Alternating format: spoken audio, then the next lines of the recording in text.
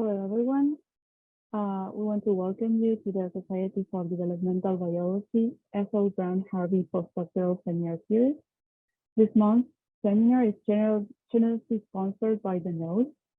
My name is Natalia Bottasso Arias. I'm a postdoc at Cincinnati Children's Hospital and will be moderating today with Sandler, a postdoc at Stowers Institute for Medical Research.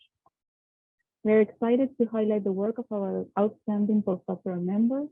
And today, Hae Ryong Kwon from Oklahoma Medical Research Foundation and Leslie Slota-Burtt from Duke University will share their research. Each speaker will give a 20-minute talk, followed by 10 minutes of question and answer. Please, we remind you that you enter your questions in the Zoom questions and answer box. I have the pleasure to introduce our first talk.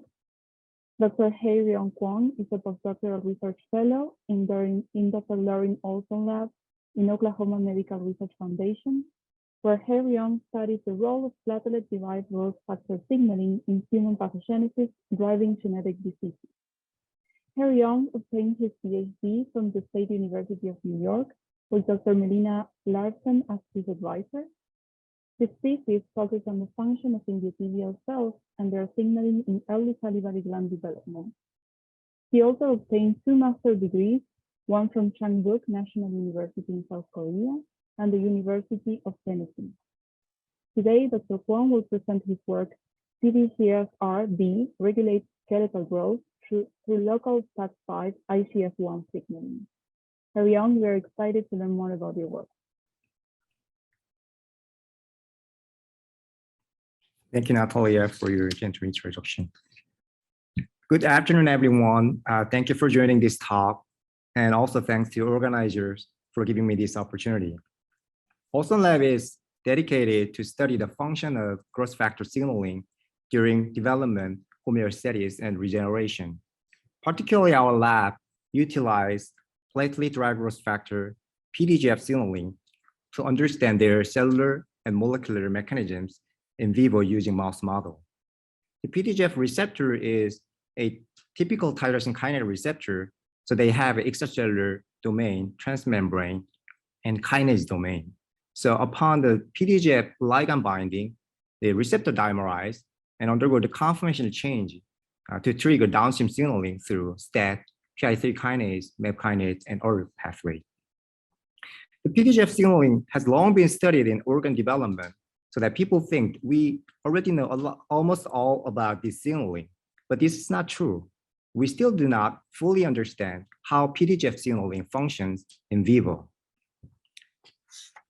So such a gap became more obvious when we faced recently identified rare genetic disorders associated with PDGF receptor beta mutations. These are gain-of-function mutations which generate constitutive activation of the receptors even in the absence of ligand. Here are 2 examples of the PDGF receptor beta gain-of-function mutations related rare genetic disorders. The first one is Penttinen syndrome, characterized as premature aging disorders, showing the bone loss and lipoatrophy. So these young patients, 29 years old and 18 years old, looks very aged, and their fingers and toes, sometimes the facial areas are osteolytic. So 2 point mutations have been identified so far. The other is Kawasaki overgrowth syndrome, characterized with the somatic overgrowth, scoliosis, and skin complications. The patient accelerated their somatic growth in height and weight,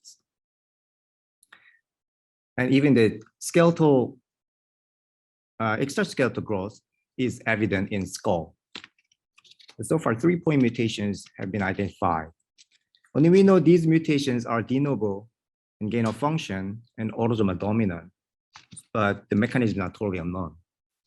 In the meantime, our lab studied another gain of function mutation, but unexpectedly, we found skeletal defect resembling these human phenotypes.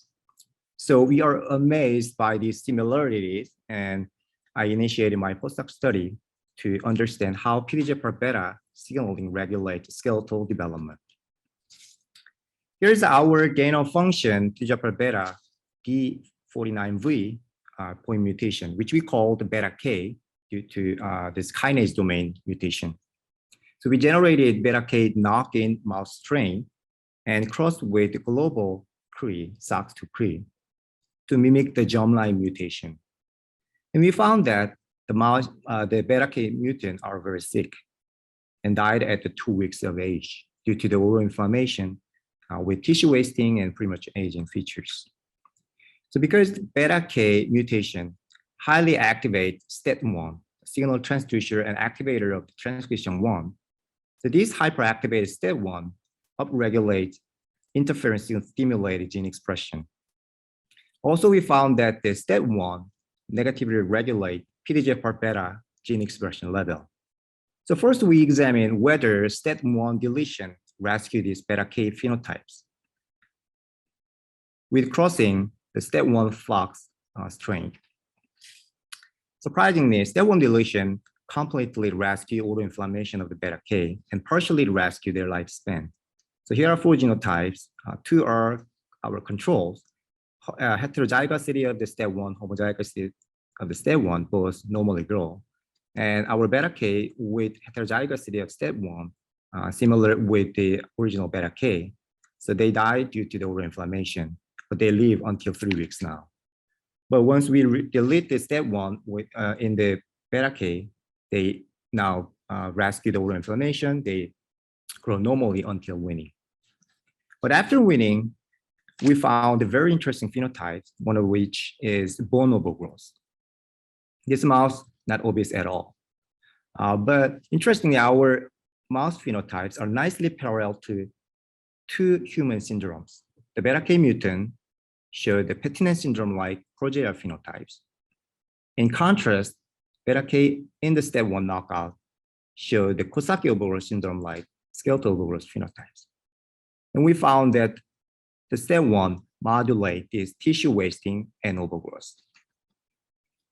But we do not know how does PDGFR beta, the A49V, beta K signaling, dysregulate the osteogenesis, the bone growth.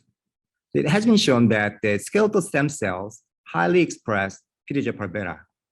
So we hypothesize the skeletal stem cells are associated with skeletal defect and overgrowth caused by beta K mutation. So to characterize the skeletal stem cells, we isolated skeletal stem cells of control and mutant mice to determine the colony formation ability.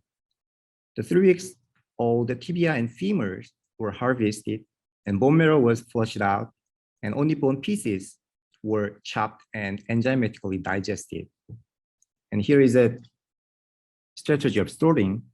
After single cell gating, the dead cell was depleted and the endothelial cell, hematopoietic cells were negatively selected.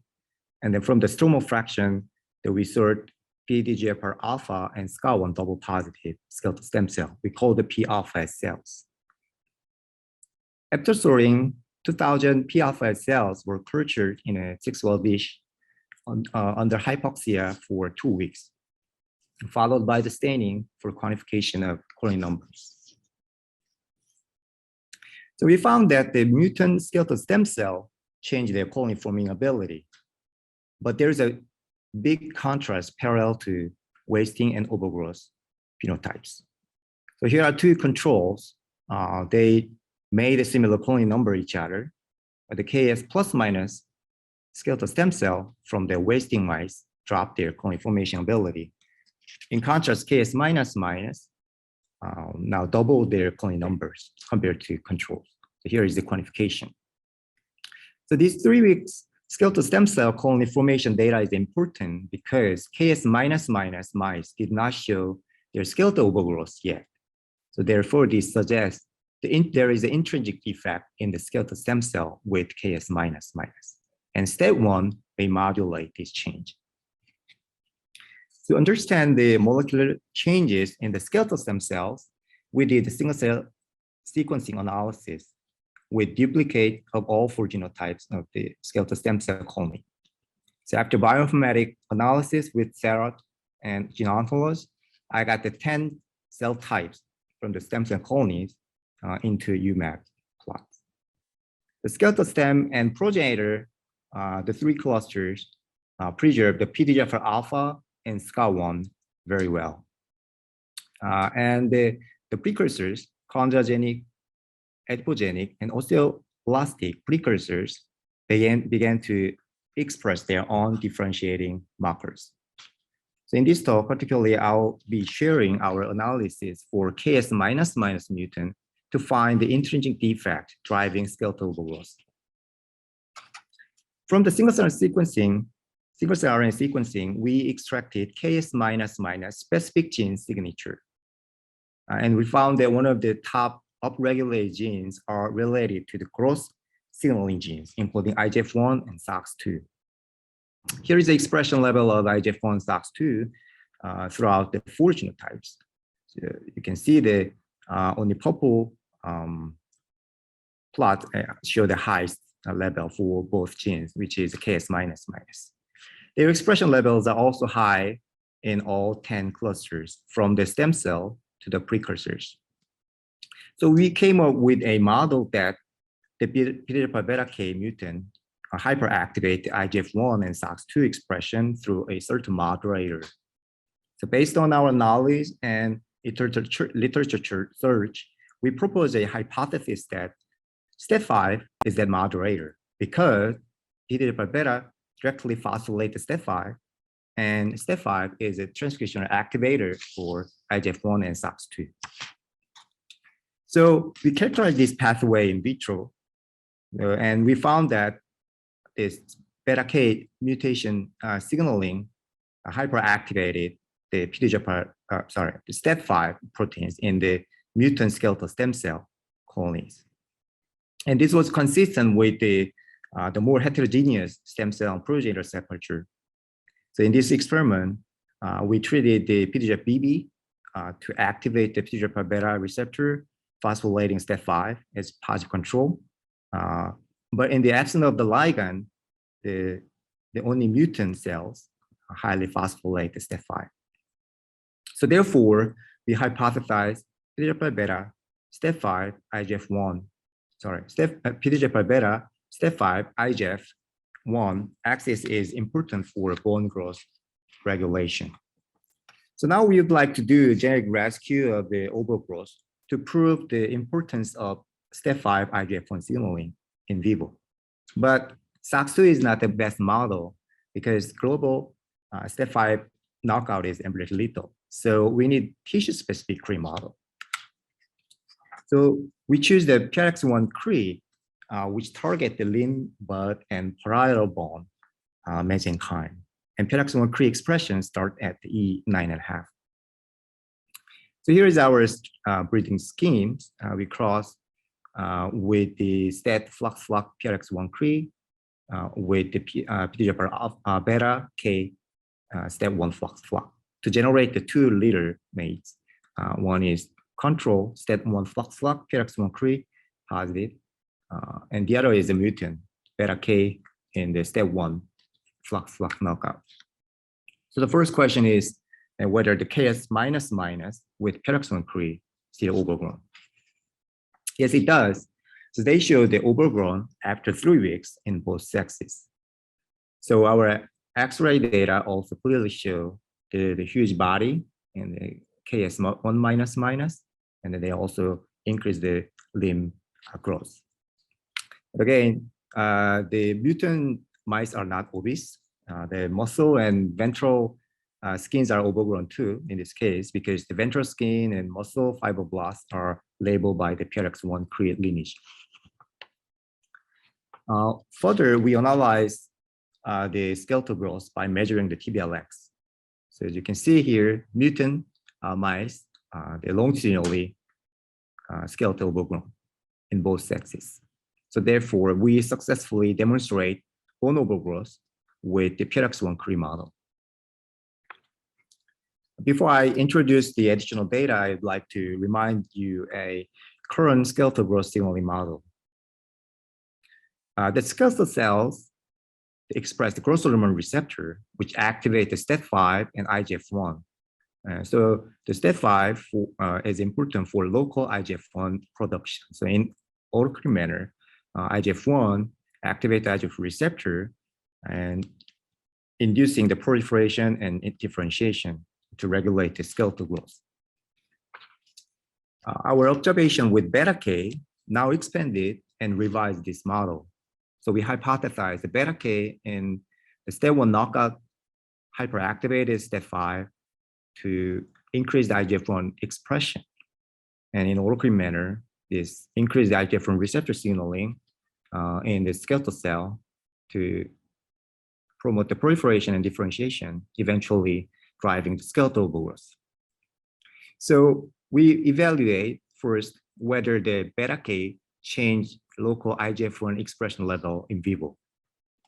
To do that, I harvested 4 different tissues at the 3 weeks time point, the time before the mutant showed the body overgrowth. And we performed the qPCR. There are 4 tissues here: liver, ventral skin, bone, and bone marrow flush out from bone. And only skin and bone show the increased IGF-1 expression, not from the liver. So suggesting the local IGF-1 might be the important source for overgrowth. So we now ask a question: does the STAT5 IGF-1 or IGF-1 receptor knockout rescue the PRX1 KS1 minus overgrowth? So with fluxed mouse strain, we additionally delete STAT5 IGF-1 or IGF-1 receptor on the top of PRX1 KS1 minus mice to see skeletal overgrowth is rescued. The long story short, all 3 deletion nicely rescue skeletal overgrowth. Here is the body weight data. The KS minus overgrown is shown as a blue triangle, and STAT5 knockout, IGF-1 receptor knockout all normalize their body weight, very similar to the S1 minus knockout control. And you're appreciated to see the X-ray data also nicely present the STAT5 IGF-1 receptor knockout all normalize their body growth too. In addition, we analyze the bones. We measure the tibial length. Here is the overgrown KS1 minus my length, it's the highest. And all 3 knockouts, STAT5, IGF-1, IGF-1 receptor knockout normalize their overgrowth length too. Further, we analyze the cortical bone measurement using the micro-CT to understand more deeply. So KS minus circumferentially overgrown, but the 3 gene knockouts, STAT5, IGF-1 receptor knockout, normalize the cortical bone size. This is obvious in the total bone volume and bone volume, the parameters. So here is the KS minus, the total volume and bone volume, and all 3 knockout rescue their sizes. As I mentioned, the growth hormone receptor activation is important to the STAT5 and IGF-1 signaling in normal condition. So we'd like to determine whether the growth hormone receptor activation is necessary for KS1 minus overgrowth by knocking out the growth hormone receptor alleles. Well, we found that the growth hormone receptor knockout does not normalize PRX1 KS1 minus overgrowth. The body weight data is not changed with the growth hormone receptor knockout, and the X-ray data also show very similar between KS1 minus and KS1 minus with growth hormone receptor knockout, and the tibial length does not change it. So as a summary, the STAT5 IGF-1 receptor knockout rescued, but growth hormone receptor knockout does not rescue skeletal overgrowth caused by beta-K mutation, suggesting the local STAT5 IGF-1 signaling hijacking the growth hormone signaling to promote the skeletal overgrowth. So our gain of function model combining the single-cell sequencing was extremely beneficial to study the unexpected skeletal phenotypes and their mechanisms. Therefore, we demonstrate the genetic interaction of TGFR-beta and STAT5 in vivo. So with that, I'd like to thank my mentor, Dr. Lorian Olson, and team lab mates, and also thanks to collaborators and OMRF and funding sources. And thank you for your attention.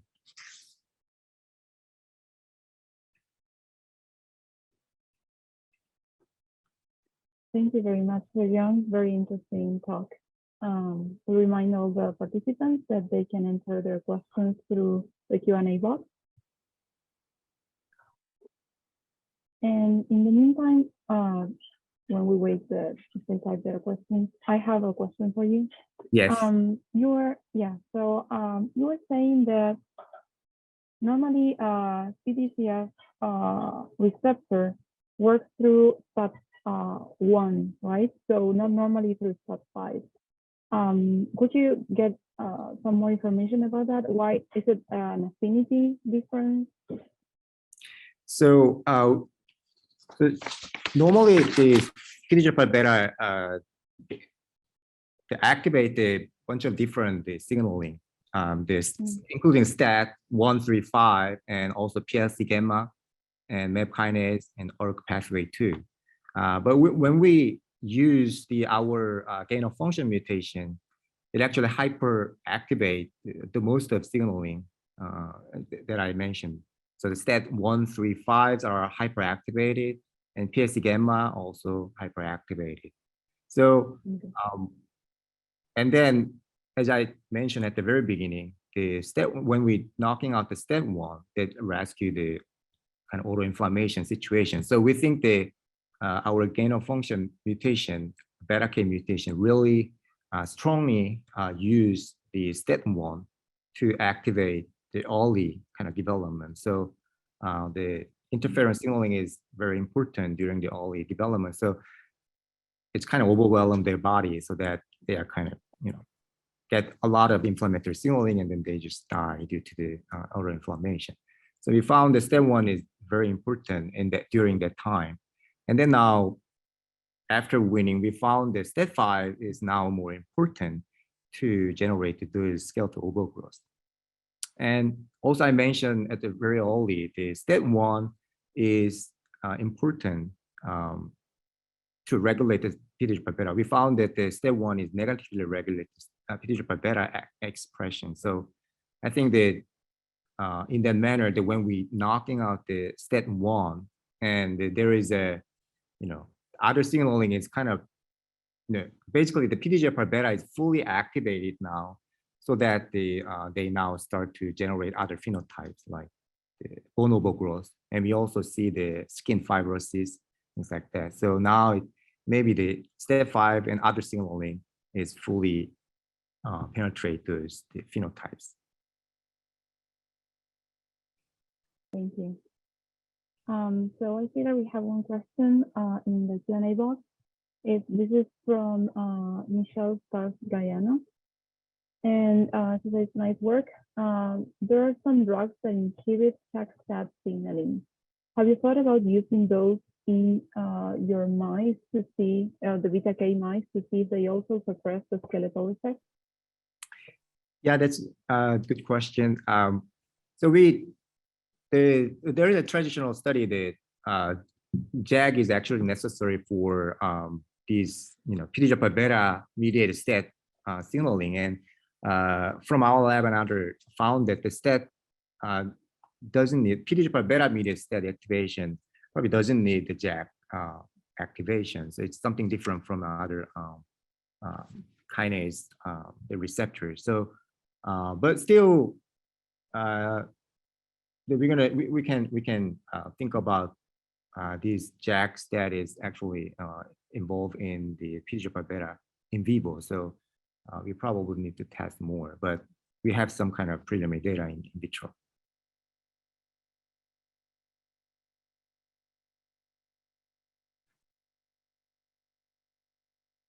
Okay. I think we have no more questions for now, but we appreciate very much your talk, and we'll move forward to the next. Thank you. Hello, everyone. I'm very happy to introduce our second speaker, Dr. Leslie Slota-Burtt from Duke University. Leslie is currently a postdoc in Ken Poss's lab, where she works on aspects of regeneration in zebrafish, specifically in the olfactory bulb. Prior to her postdoc, Leslie was also a grad student at Duke in the lab of David McClay, and her thesis project was titled Cell Type Specification and Evolution of the Developing Sea Urchin Nervous and Digestive Systems. In addition to her great research, Leslie is also the recipient of numerous awards and fellowships, including an F-32 fellowship from the NIH. So Leslie, we are looking forward to your talk and hearing about your work. Take it away. Great. Thanks very much, Jeremy, for that nice introduction. I'm really excited to be able to share my work with you all today. So my name is Leslie Slota-Burtt. I'm a postdoc in Ken Poss's lab at Duke. And today I'm going to share a story that I've been working on that focuses on remodeling of the cellular landscape during regeneration of the adult zebrafish olfactory bulb. So probably like many people on this call, I'm trained as a developmental biologist. And I think for me, one of the most fascinating questions of biology is the regeneration of complex tissues and structures, such as this axolotl limb here. But for me, I think something that's even more impressive than regeneration of a limb, although it doesn't have the same optics maybe, is regeneration of the vertebrate brain. So the brain is composed of tens of millions, or depending on the organism, hundreds of billions of different neurons, glial cells, and other supporting cells that all have to work together and connect precisely in order to control complex behavior. The brain controls our ability to move, think, feel, react, and learn. And I think if we can understand mechanisms of how brain regeneration might occur, that's something that I think is a really interesting puzzle. And so we've known for about 10 years now that adult zebrafish can undergo extensive regeneration after a physical injury to the brain. So if you make a physical injury to either the dorsal surface, shown here, or the middle portion of the forebrain, several groups have shown that lost neurons are replaced from resident neural stem cell populations. And I think if we can understand how species like the zebrafish can undergo regeneration after a physical injury, that can illuminate different targets for mammals and other species, or species such as mice and humans, which can't regenerate the brain as well. And so for my postdoc, what I've been trying to do is to use the zebrafish to try to understand mechanisms of brain regeneration. And the way I'm trying to do this is to use two different injury models. The first is a traumatic injury model in which I make a physical injury to the brain of adult zebrafish. In this way, I can screen for different injury-induced genes. I can create transgenic fish to be able to follow this injury over time, including germline mutants, which I'm able to phenotype over time. And so there's much that I'm trying to learn using this type of injury model. But the second type of injury model, which I'm going to focus on today, is what we're calling a precision injury model. And this is a model in which I'm going to make functional transgenic lines to make a targeted genetic ablation of specific types of neuronal populations that I'm interested in. And in this way, we can follow ablation and regeneration of specific types of neurons. And we can be able to ask certain mechanistic questions that I think are very difficult to get at with a traumatic injury model. So my goal is to be able to use these two injury models to complement each other to understand mechanisms of brain regeneration. And so some of the type of mechanistic questions that I'm interested in using this precision genetic ablation model are questions about cellular remodeling of the brain after injury and regeneration. And what I mean by that is if we take a cross section of an area of the brain, which I'm showing here in this simplified schematic. So in this example, it's composed of 3 different types of neurons. If we make a targeted ablation of one type of neuron, such as this blue type here, we can ask things like, well, what happens to the other neurons that are resident within this tissue? Do some type of neurons increase their numbers as a way to compensate for this type of targeted ablation? And how is that complicated if there's regeneration or partial regeneration of the blue cell type? Do certain neurons in the brain change their transcriptional profile to become more similar to the blue type of neuron? So these are the type of questions that I'm interested in, is really how do neurons in the brain respond to ablation and regeneration of one population of neurons? And so to be able to get at this sort of question, what I wanted to do was to focus on a single area of the brain. And the area of the brain that I chose to focus on is called the olfactory bulb. The olfactory bulbs are these two spheres, which are the rostrummost portion of the brain right here. And it's the area of the brain that's responsible for receiving olfactory information from the nostril, processing it and transmitting it to deeper brain regions. And there's a few different reasons why I'm choosing to focus on the olfactory bulb. The main ones being that we have a really nice understanding of the morphology, circuitry, and organizational architecture of the olfactory bulbs in zebrafish. So this is a cross-section of what the olfactory bulbs look like. You could see there are glial cells that mostly occupy the outer layers of the olfactory bulb. And there are many thousands of neurons within the olfactory bulb, which are also organized into layers. These outer layers, which have larger cell bodies, are called projection neurons. These are neurons that receive and transmit olfactory information. And then there's this inner layer of densely populated neurons, which are called interneurons right here. And we also have an idea of some cell types, some neuronal cell types based on differential gene expression that exist within the zebrafish olfactory bulb. And so we think this is a nice model to be able to understand how do cell populations respond and perhaps compensate for loss and regeneration of other cell types after ablation and regeneration. So to be able to do this, I generated a transgenic line that will use a targeted genetic ablation of a certain cell type. So the way this line was designed is we used a cell type specific promoter for a gene called LHX2A, driving an mCherry, and it's also driving a gene called NTR or nitroreductase. This is a bacterial enzyme that if we put a prodrug in the aquarium water with the fish called metronidazole, it will cause any cell that's expressing the NTR gene to undergo apoptosis. And for this project, we're using an improved and recently published version of NTR called NTR 2.0, which we received from Jeff Mumm's lab. And so if we dissect these brains from these lines, this is what they look like. So again, we're using a promoter for a gene called LHX2A. And this promoter really nicely marks a population of what's called mitral cells, which is a type of projection neuron within the olfactory bulb. So you could see the olfactory bulbs are here and right here in this ventral view, and marks the cell bodies within the olfactory bulbs. And these neurons also project very long axons that are over 1 millimeter in length to deeper brain centers. In section, what these brains look like is you could see the mCherry cells here in red occupy the outer layer of cells. So mitral cells are the main units that are responsible for receiving and transmitting olfactory information. So these are the cell types that I'd like to ablate. And so the first thing we had to do is to test whether this transgenic line works. I made these fish in an albino background. That way we can simply look on top of the skin and the skull and be able to see fluorescence and to see whether there was an ablation. So the top panel is just showing a view of on top of the head of the zebrafish, and the bottom panel is showing the dissected brains themselves. So you could see in a vehicle control fish, we really nicely see those mitral cells lighting up with mCherry. And after a 24-hour treatment with metronidazole, we see almost a complete ablation of these neurons, and almost no mCherry positive cells are present. So we think the tool is working very well. And importantly for me, since I'm interested in regeneration, if we wait long enough, about 60 days post-ablation after we wash out the metronidazole, we see a partial regeneration of these mitral cells.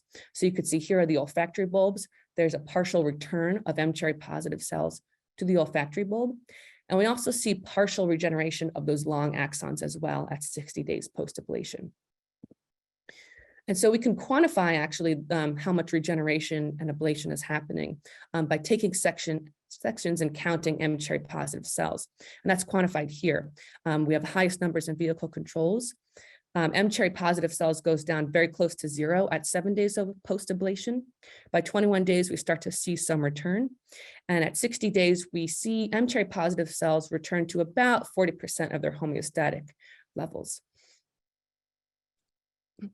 And so to understand the mechanisms of what might be happening in regeneration of mitral cells and what's happening also to other neuronal and other cell types within the olfactory bulbs, we decided to perform single-cell RNA-seq. And we chose 4 different time points, submitted as 4 different samples for single-cell RNA-seq. So we have a vehicle control in which there's many, many mCherry positive mitral cells. 7-day post-ablation, this is where we see almost no mitral cells post-ablation. We chose a 21-day time point, which is an early regenerative time point where we see return of some mitral cells. And we chose 60 days post-ablation, which we're calling an end to regeneration, since we've looked beyond 60 days and don't really see a large return of any more cells past the 60 days. So we submitted these as for single-cell RNA-seq into the 10X system. And this is the UMAP plot of the merged data for all of our time points that we are analyzing. So what we got from our data is that our cells clustered into 29 different clusters, and across those 4 time points, we sequenced just over 27,000 individual cells. And when you're doing single-cell RNA-seq of the brain, it's quite difficult to work out a protocol in which you get nice representation of not just neurons, but also glial cells and immune cells and other cell types as well. So it took us quite some time to work out a good protocol for this. But in the end, we wound up getting nice representation of neuronal clusters. We got 8 cell clusters representing neurons, which is about 40% of our total cell number. We have 10 cell clusters representing glial cells and oligodendrocytes, which was about 33% of our total cell number. We also saw a nice representation of immune cells, and we also were able to capture some erythrocytes and endothelial cells as well. And so with this data set, we think we have a better understanding of the cellular heterogeneity present in the olfactory bulb, really than we've had before. So we're excited about that. But really what we're interested in is, can we use this data set to be able to understand something about regeneration? So the first thing that we did was we looked at our mCherry transcripts to see where those were within our data set. So I'm showing that here. mCherry expressing cells are shown in yellow and red. So what we found was that mCherry actually clusters really nicely, really tightly to one cluster, and that's what's called cluster 18. And cluster 18, importantly, expresses published mitral cell markers, including L1-CAM and LHX2A. And so cluster 18 is mitral cells. And we wanted to know, how do mCherry expression levels change during ablation and regeneration? And are they doing what they expect them to do? So what we did was we looked at mCherry in our time course, and you could see that there's lots of mCherry positive cells in cluster 18 in controls. Those transcripts go down to very close to 0 at 7-day post-ablation. We see some return of those at 21-day and an even larger return at 60-day.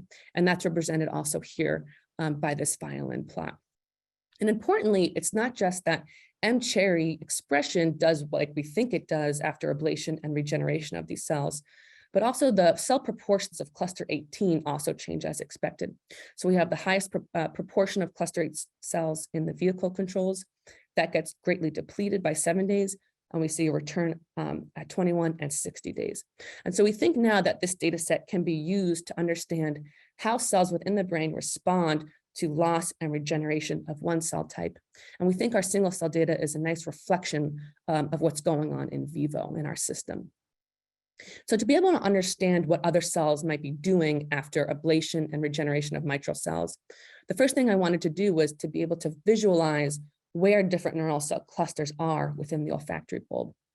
So I looked at the differential gene expression for each cluster, and I cloned out genes that were called as markers for each individual cluster, cloned those genes and performed in situ hybridizations on sections of olfactory bulbs to be able to see if we could visualize where these different cell types are.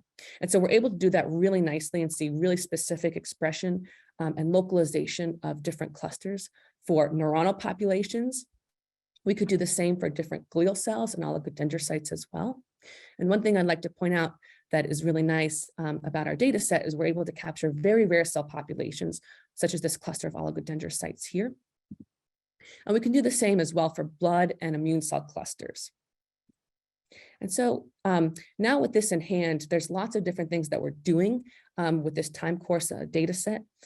So one of the things we're doing is we're very carefully trying to understand what transcriptional changes are happening, what genes and pathways are activated, and what might be required for this type of regeneration. And we're also looking at different lineage relationships to try to understand, where do regenerating mitral cells come from? And we think we've worked out what the progenitor cell population of these mitral cells is. We've narrowed it down to a single cluster of radial glial cells. But for the sake of time, I'm not going to focus on those two things today. Rather, the two questions that I'd like to focus on are, one, are mitral cells functional after regeneration? So we know that the cell bodies and exons return, but are they functionally operating? And the second question is, how does the cellular landscape change during mitral cell regeneration? Is there any changes at different cellular levels? And perhaps is there any functional compensation that might be happening to adjust for reduced cell numbers of mitral cells? And so to understand whether mitral cells might be functional after regeneration, what we did was we looked at expression of the 7 major clusters or 7 major classes of neurotransmitters. And what we found is that the only of the major classes of neurotransmitters that are expressed in mitral cells are V-GLUT genes. So V-GLUT genes are the gold standard marker for glutamatergic neurons. Before this, it was unknown what the neurotransmitter was being released by mitral cells. And so these are the different V-GLUT genes in the zebrafish genome. And you could see in this proportion plot, the x-axis is the different clusters. And there are 2 V-GLUT genes that are expressed within cluster 18, which is mitral cells. Those are called SLC17A6A or V-GLUT 2.1. And A6B is also expressed in mitral cells, which is V-GLUT 2.2. And we can see by in situ hybridization that these genes are expressed really nicely in these outer layer in mitral cells of the olfactory bulbs. So what we wanted to know is, do mitral cells express V-GLUT genes after regeneration? Because this can tell us whether they're functional and whether they're likely releasing neurotransmitters. So we looked at these 2 V-GLUT genes in our time course of data. I'm pointing out cluster 18 with the arrows. And you could see that we can, I'm showing one of these genes, V-GLUT 2.1. We see high levels of expression in cluster 18 in the vehicle control. That gets greatly diminished by 7 days post-ablation. And we start to see a return at 21 days and an even higher return at 60 days. And that's shown here by this graph, which shows the percent of cluster 18 cells that are expressing V-GLUT 2.1. And importantly as well, if we look at the percentage of cells that are co-expressing both mCherry and V-GLUT 2.1, we see that a high level of co-expression at vehicle, which gets diminished at 7 and 21, and then increases its percentage at 60 days post-ablation. And so we see this pattern both for V-GLUT 2.1 and 2.2. And so we think what this is saying is that mitral cells are likely functional after regeneration because they recover a key neurotransmitter gene after they regenerate. And so we looked at some other genes that will give us an idea about the function of mitral cells as well. So we looked for different receptors and different neurotransmitter-related genes. And so we saw that mitral cells actually express GABA receptors. And so they're responsible for receiving GABA as a neurotransmitter that's released from other neurons. And they also express an enzyme called acetylcholinesterase. And this is an enzyme important for degradation of acetylcholine from the synaptic space. And you can see these 5 genes are expressed by mitral cells here. And so to understand whether mitral cells might recover expression of these functional genes after regeneration, we also looked in our time course to see what they're doing. And I'm just going to show data for one gene, but all 5 of these genes show the same pattern, where we see high levels of expression in cluster 18 in the vehicle. That gets greatly diminished at 7 days post-ablation. Expression starts to return at 21 days and is higher, very close to homeostatic levels by 60 days post-ablation. And that's shown here in this graph as well. And so what this is telling us is that mitral cells are likely functional after they regenerate because they have the transcriptional machinery to not only transmit neurotransmitters, but to also receive and degrade them as well. And so the next thing we wanted to try to understand with this data is, how does the cellular landscape change during mitral cell regeneration? And is there any potential compensation at the cellular level to adjust for reduced numbers of mitral cells? So to do this, what we wanted to first do is look how proportions of different cell clusters were changing in our time course. And what I'm showing here is on the y-axis is the cell proportion. Different conditions are on the x-axis. And so every cluster is a different color. And the width of every bar that you see tells you how large the cell proportion is in that time point. And I know that there's a lot going on here because we have a lot of clusters in our data set. But what I hope you can appreciate is that there are some clusters that stay relatively static in our time course of regeneration. But there are also some clusters that are changing their cell proportions. That's probably easiest to see in this top cluster here. So we wanted to examine this in further detail to try to understand how do cell proportions change during mitral cell regeneration. And so we started by looking at a cluster that was quite dynamic. So there's a cluster of oligodendrocytes called cluster 9. And so what we see in our single cell data is that we see a reduction of proportion of cluster 9 cells at 7 days, and there's a rebound closer to homeostatic levels at later time points.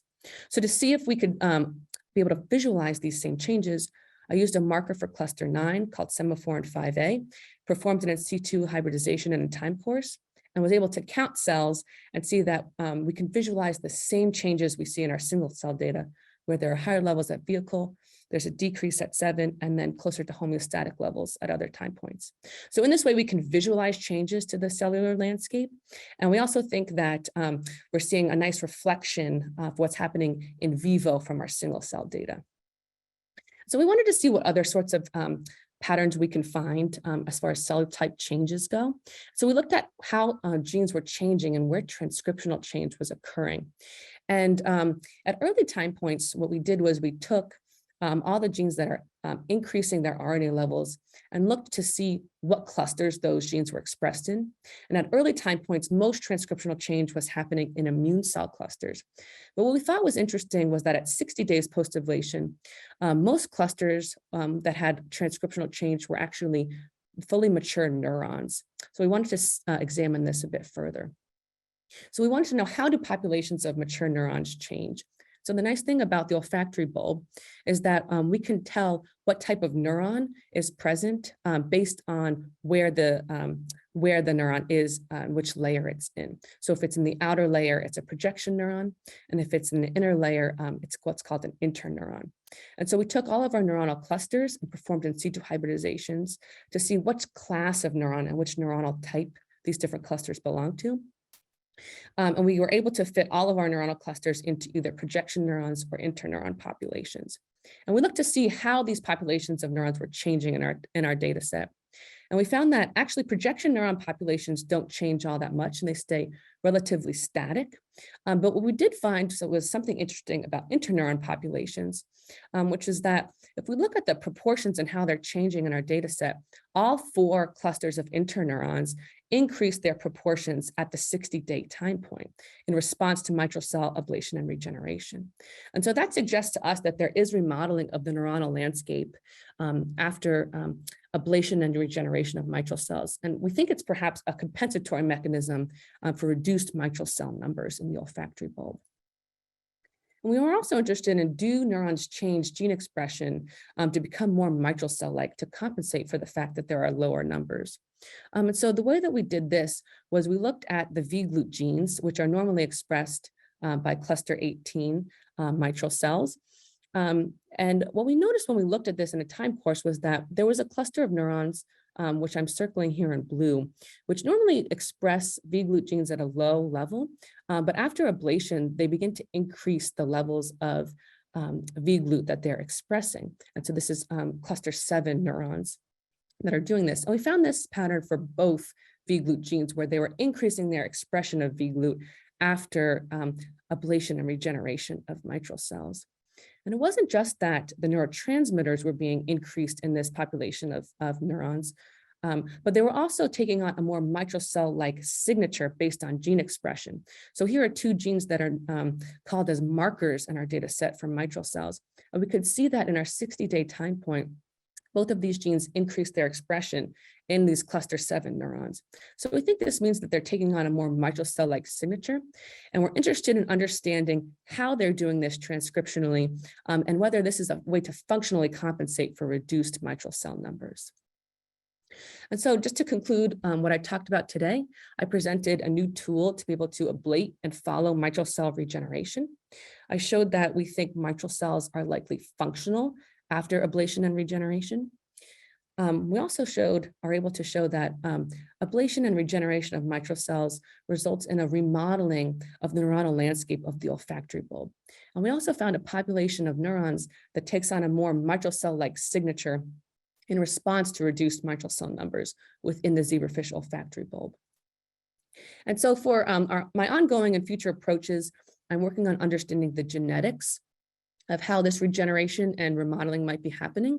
So what are the genes and pathways that are involved? I'm working on assessing different lineage relationships in independent ways. I'm also interested in understanding how neuronal activity of other neurons and cell types are affected by ablation and regeneration of mitral cells. And I'm also working on understanding how function and behavior in zebrafish is affected by ablating mitral cells and how that's affected after regeneration. And for my long-term goals, I just wanted to end by saying that my goals are to be able to use these two injury models, both the traumatic injury model and a precision injury model, to try to understand mechanisms of brain regeneration, and ultimately to try to understand and construct a gene regulatory network that would control brain regeneration. This would take many decades over the course of a career, but I'd like to understand what genes and signaling pathways are required and how they interact with each other to control regeneration of the brain. And so with that, I'd like to thank my lab, my advisor, Ken Pass. I'd especially like to thank Jean-Hong Oh for all of his help with this project, my funding sources and collaborators, and I'll take any questions. Thank you.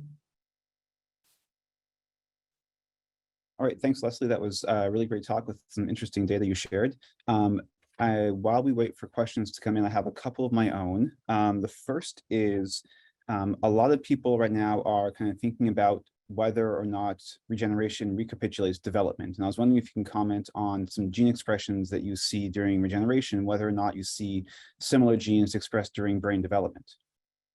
Yeah, well, we do. Yeah, the answer is we do. So I haven't carefully delved into whether there are lots of changes compared to development and the development of the brain, but it looks like the progenitor populations that we found are very similar to what the progenitor populations for neurons are within the olfactory bulb. So I can't comment on how well it recapitulates development, but I think it's doing it to some degree, I'd say. Okay. We have a question now from Joseph Campanale, and he says the change in cell population proportions after mitral cell ablation is very interesting. Mostly interesting are the cells that increase in number at 60-day time point. How have you thought about how to go beyond this time point and understand if these now more abundant cell types reset to normal numbers in their proportions, or whether they stay elevated, and is there a consequence to their increase? Yeah, so that's a great question. So one of the things, one of the ways I'm trying to get at that is I've done a second ablation. And so the idea is I would do an ablation of mitral cells, wait 60 days, and then ablate again.